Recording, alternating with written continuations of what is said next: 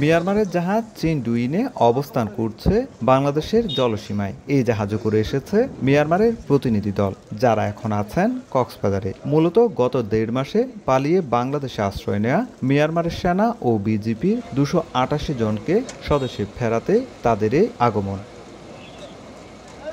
Naikhongchhari border guard সরকারি প্রাথমিক বিদ্যালয়, যেখানে মিয়ানমারের সেনা ও বিজিপির 288 জন সদস্য আশ্রয়ে রয়েছেন। এরই মধ্যে সেখানে যান মিয়ানমারের প্রতিনিধি দল, অবস্থান করেন কয়েক ঘন্টা। আর আশ্রয়স্থলে রাখা হয়েছে প্রায় 11টি বাস। এসব বাসে করে মিয়ানমারের সেনা ও বিজিপি সদস্যদের হস্তান্তরের জন্য নেওয়া হবে নুনিয়ারছড়া ঘাটে।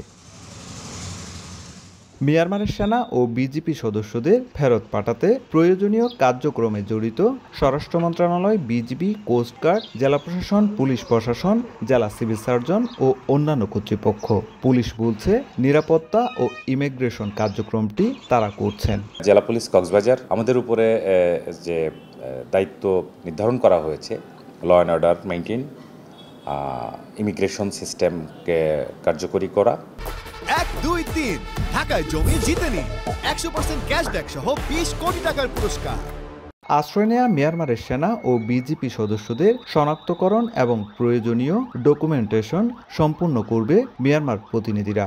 এরপর বাংলাদেশে নিযুক্ত মিয়ানমারের দূতাবাস ও পররাষ্ট্র মন্ত্রণালয়ের প্রতিনিধিদের উপস্থিতিতে আশ্রয় নেওয়া সদস্যদের হস্তান্তর করা হবে।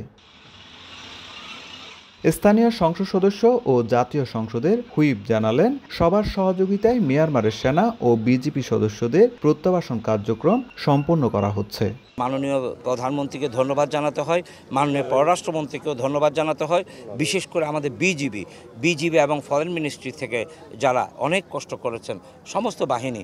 চলতি বছরের গেল 3 মাসে মিয়ানমারের সেনা ও বিজিপির 618 জনকে মানবিক বিবেচনায় আশ্রয় এবং প্রত্যাবাসনের ব্যবস্থা করা হয়েছে।